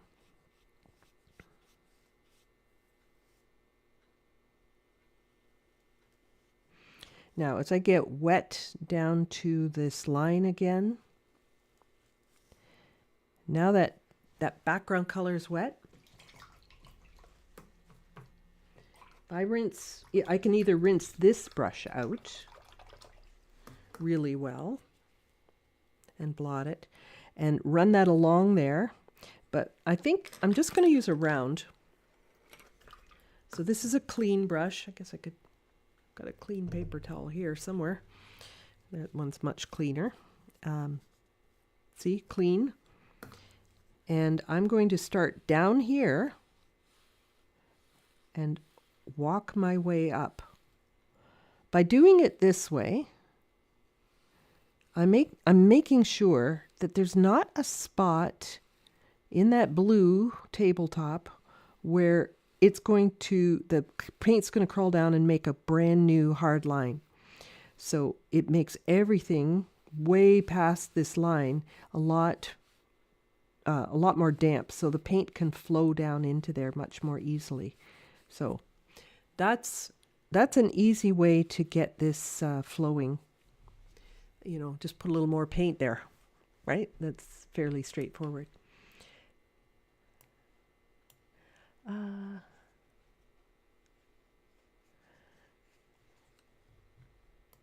I meant the line in the photo, not the line I did. Oh, okay. Yeah, it could be. It could be it could be a little bit curved too.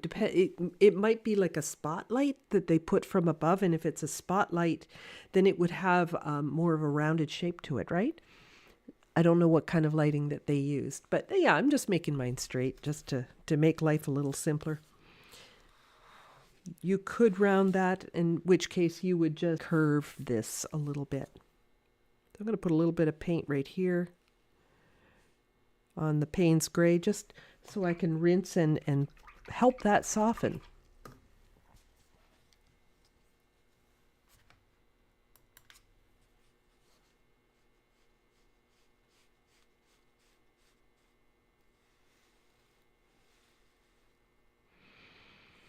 When you soften an edge, I advise that you lay down the brush on the side of the bristles, not just use the point. So just going to make sure it's damp all the way out here so that it doesn't find a new place to stop flowing to.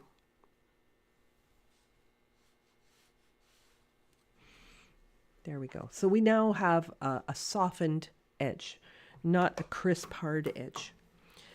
All right, what else do we have to do here? We need to put a little bit of color in the egg reflection for sure. That's definitely got to be a little bit duller.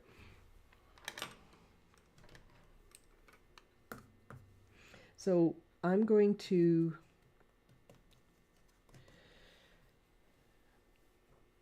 take more of that blue that I used, and I'm going to wet it even further so that it's like 95% water or more, and that's it. So once this is dry, let's make sure this is dry. I'll take my dryer to it.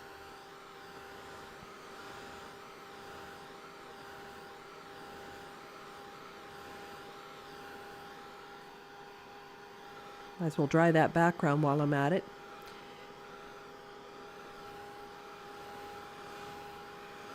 Now my eggs look so much whiter than the photo, right? So it just goes to show you that how deceiving that background can be when it's white versus when it's black looking or very, very dark.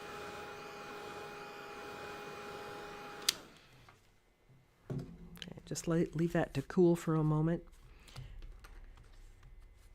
Not fully dry, but it'll be okay.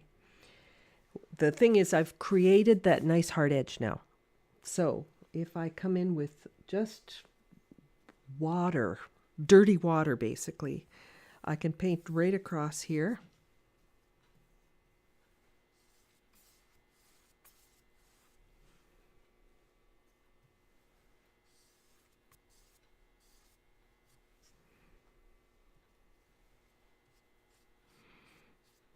Try not to spread out my color too much because spreading it out will cause brush marks.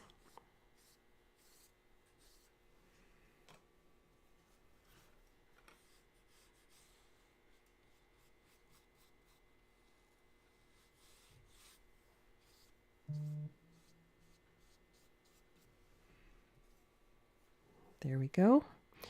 Oop, got a little splash there on my egg. Don't want to miss any places.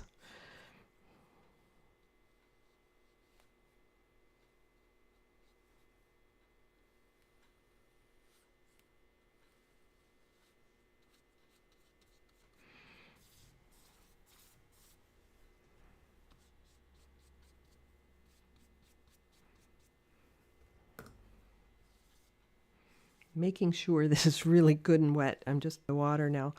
And I want this to flow a little bit because that flow will help blend any brush marks. Just going to hit that Payne's Gray right there. Right here and right here. Just keeping those connected. I don't want the Payne's Gray to flow necessarily. I just want to keep... I just want to make sure the blue doesn't make a line. So I'm tipping this so that it just is going to run off. It's really quite wet. So I'm just letting it run off, and I'm gathering with my paper towel. I'm just hitting the edge of this wherever the drips are, and I'm just going to let that flow. So it will look more natural, especially since it's the same color as the tabletop. But I might want to warm that up a little bit, and I can do that on top of this wash. But at least I've got the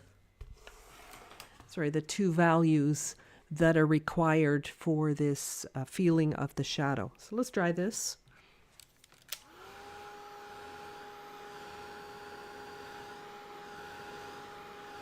As I said, it's better to let this dry naturally, but you don't want to wait for paint to dry. Oops, I've got a dry patch right there.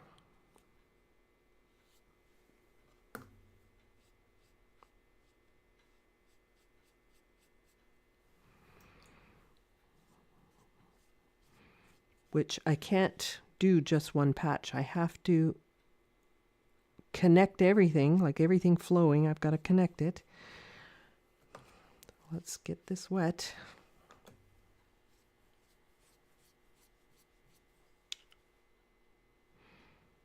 Now, if it's starting to dry already, that's a risky thing to do, because you'll have some areas that are going to be a little drier than others, and as soon as you start tipping stuff or start going into it with wet color, you could really start to reactivate some of the not so dried spots, and they'll start lifting. I'm going to tip the other way, just keep the flow going both directions, but I'm going in one general direction here, just horizontal.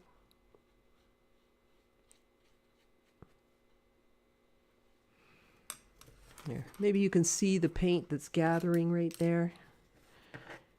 I don't want to lay it down, because as soon as I lay it down, that starts to rush back. Blossoms. That'll make blossoms. So I'm wiping this part off. That's right. That's the embossing of the paper in the corner. But yeah, I could just flow that back and forth.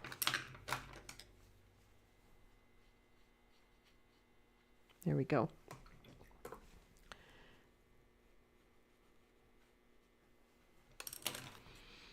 So I'm going to dry this so that I can get the last little bits on here.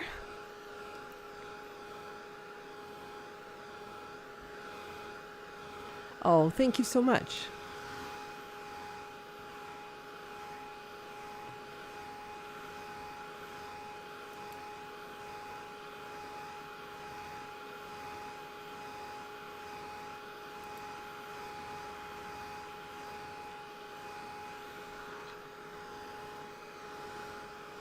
It's pretty wet, so it's going to take a minute to dry this, but the heat tool is pretty quick.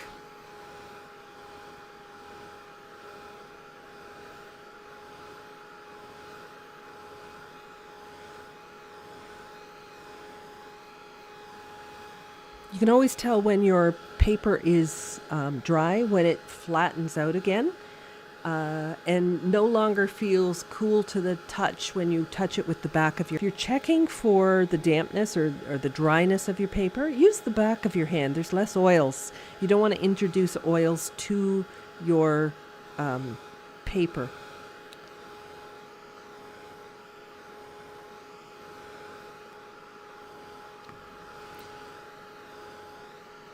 So who would think that 2 little eggs would be such a challenge, right? But this is the stumbling block for so many people that are trying to do. This is why people are afraid of portraits, because you have those contours of the face that are seamless, right? There's no corners. And so, everything's flowing. And anytime you're doing a flower petal or something of that nature, and you need to create these forms, and in many cases, the luminosity as well. So this is really something I wanted to address today. It's something you are going to come across in your watercolor, almost any watercolor you do, in fact. But particularly anything where you are where you have a white or very light colored subject. Let me see if I can get this egg a little bit more beefy. Okay, I'm going to wet this, but boy, I have to be careful of that Payne's gray edge. And if you've ever done this against a Payne's gray that you've put down that's heavy and dark like this, you'll know exactly what I'm talking about, how scary it is.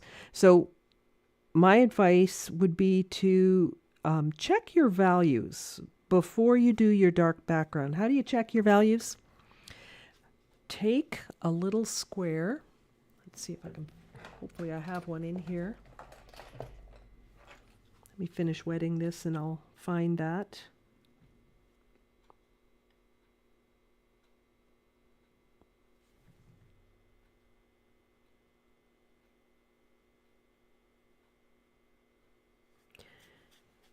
Make sure I haven't missed any spots. Okay.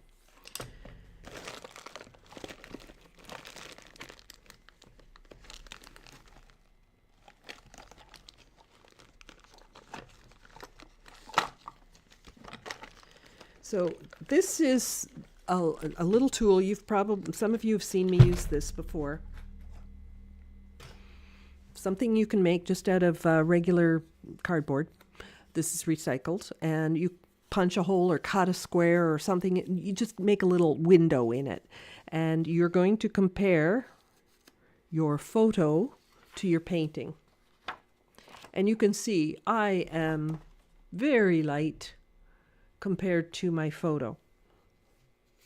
That doesn't mean that, unless your photo's really, really good, you don't want to go quite as dark as your photo, because watercolor typically is lighter, how much further you could go. And I'm suggesting that before you put on this dark background to avoid any of the issues. So I'm going to take a little of my blue and my red, get this in here.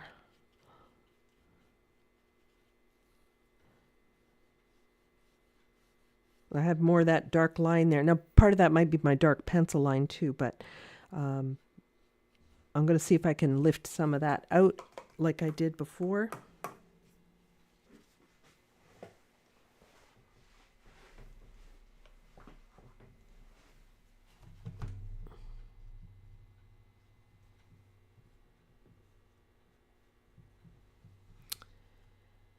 Oh, okay. Got to keep going here.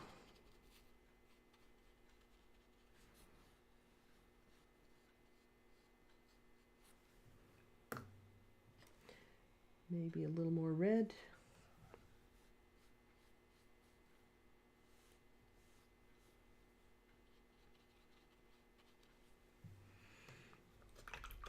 And I obviously have some spots that have already dried, so I've got to come back in and get those moving. That's so important, is to get those moving again before they set up and get to be a hard line. too bright. Let's get some yellow in there. That will gray it down and give us a more luminous gray.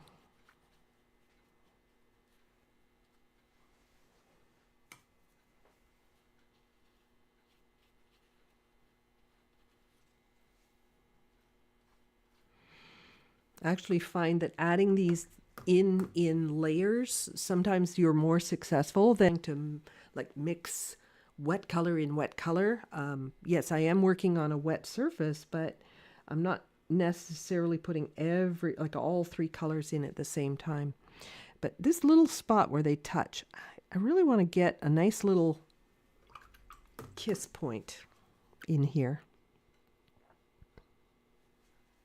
So I'm taking a little bit of that red, tiny bit of the yellow as well. Really getting that bit of a glow. But this one's starting to feel a little bit more beefy, I guess. I'm going to make it even darker. Now on the screen, it actually looks a lot lighter than what I'm doing in person, but the idea is there. Okay, so let's see if I can soften anything here. Okay, I'm going to dry this because I want to put the shadow on the tabletop.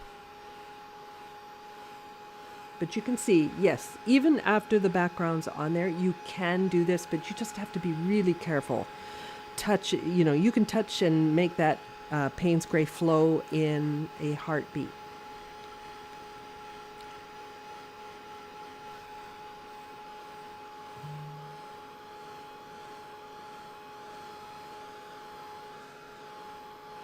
Everything dries lighter again once you take the dryer to it.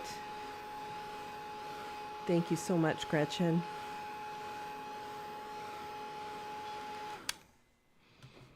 All right. Now, I got this dark line. Let's deal with that before we put in the shadow. So, remember how I did that. Some clean paper towel, clean brush. Actually, I'm going to use a really small brush for this because it's only a small line. And I'm only going to hit the line, but I'm blotting as I go.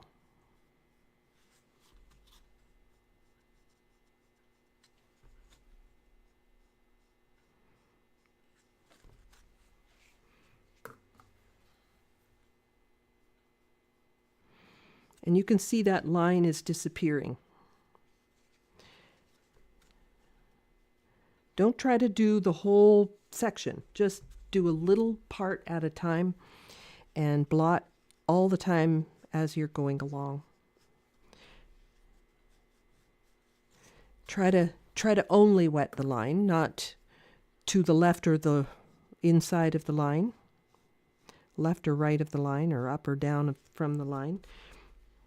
Now some of that is actually pencil that I did quite dark, but you can see that dark line that was there is no longer a problem. It looks like it's continuous around the egg. So I'm going to be using some of my Payne's Gray now, once again, to create the look of my shadow on the table. Could actually include some of the colors that are in the egg. That can be beautiful, actually. So I probably will take a little bit of color from the egg. For example, if I take the Payne's Gray and I start to paint this,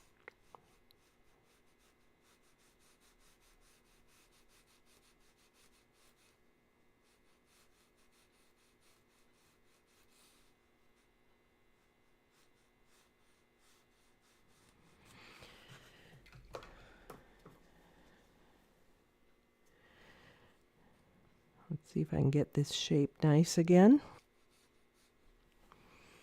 I could take a little bit of, let's say red, okay? And I could take a bit of red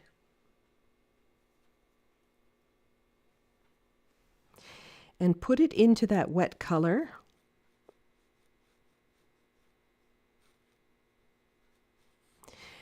And if the color's wet, it'll kind of push it out of the way and say, hey, make room for me. And it will kind of set aside the color. So it's not going to make it a lot lighter, but what it will do is kind of give a luminosity to that shadow. This side, I think I'd like to soften this a bit. So to soften this a bit, it's just a clean blotted brush and just gently hit the edges of it. Notice I brought my hand up over top to do the top part. I didn't do it this way. Doing it this way can actually push the paint out of that spot and create a new hard line.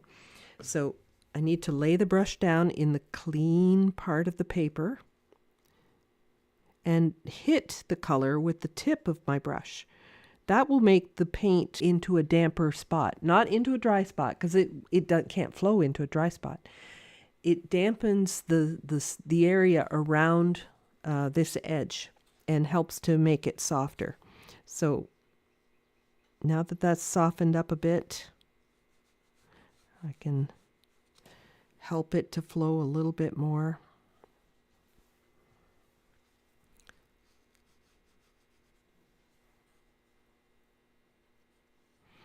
Control it with a blotted brush. It's always a great way to help get back some control. Let's continue this shadow under the egg here.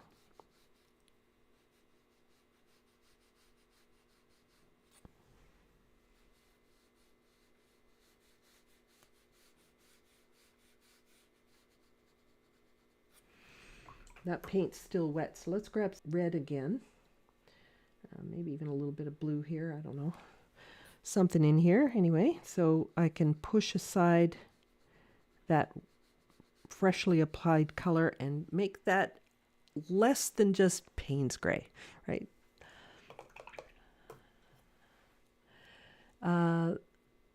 Why did I need to remove that dark shadow? That's because the dark line was actually coming up the side of the thing. Yeah, right here, didn't need to really remove it there. That's not so crucial right there. It was where it was coming up the side that I needed to move that. So that's why, because that would have looked a little odd if I didn't remove that. But you're right where it touches the table. Yeah, that could definitely be a spot where it would not need to be lifted.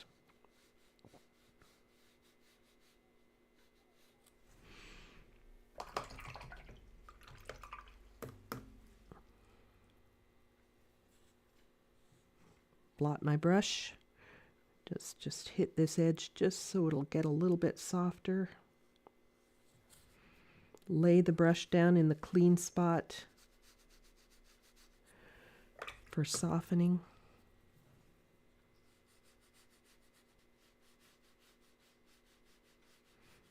The reason this has such a soft shadow is because of the outermost part of the egg, the widest part, which is basically here, isn't that close to the table anymore. Like this part's really close. It will have a crisper line maybe right here, but the outer part of the egg will soften, because if you take your hand, let's see, if I take my hand now, the camera's right above me, so it's a little hard to show, but if I take my hand and I hold it away, you see it's got the edges of my hand shadow are fuzzy, but the closer I get, the crisper they get, right? So whenever something's really close to an object, the shadow lines start getting a lot crisper.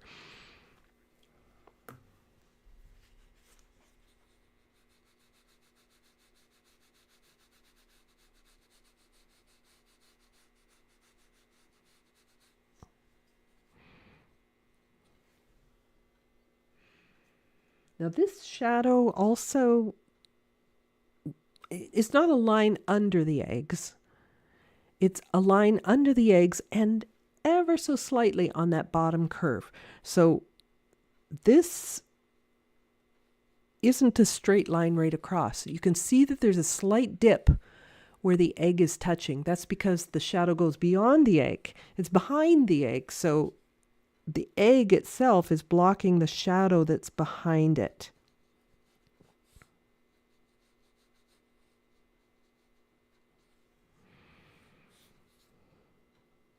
Same on this side.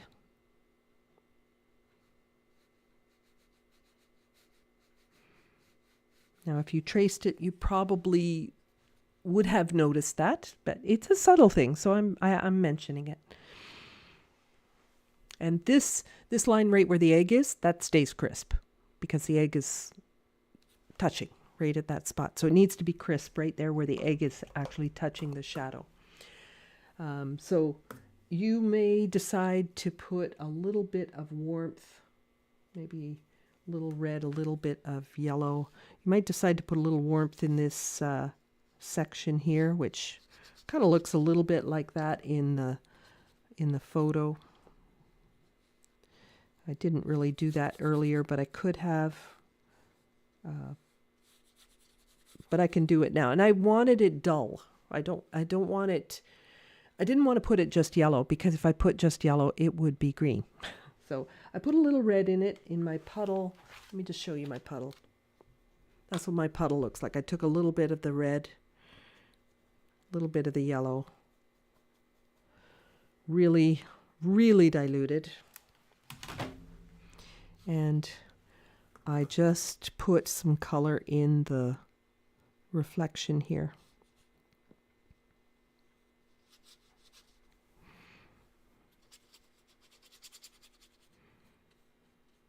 Too yellow?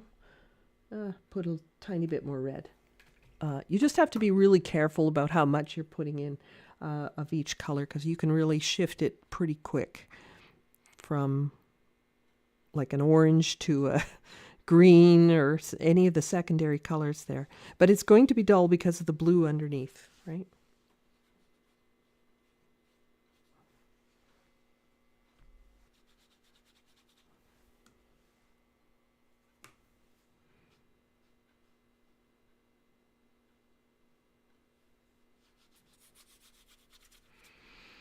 Soft, subtle little differences, but they can make quite a big difference. So you can create a lot more realism. And yeah, I would come in, I'd build those up a little bit more for sure. But I've kept you here long enough. I think you want to get on with your day. So I'm just going to come back and say goodbye. So thank you so much for joining me. As usual, I've had a great time spending my Wednesday morning with you, and I truly appreciate all the super thanks, all your support, all the subscriptions, all that stuff, all the likes and everything. I appreciate you. So have a wonderful week, everybody, and we'll see you next week. Happy Easter to those of you that are celebrating. Thank you. Bye.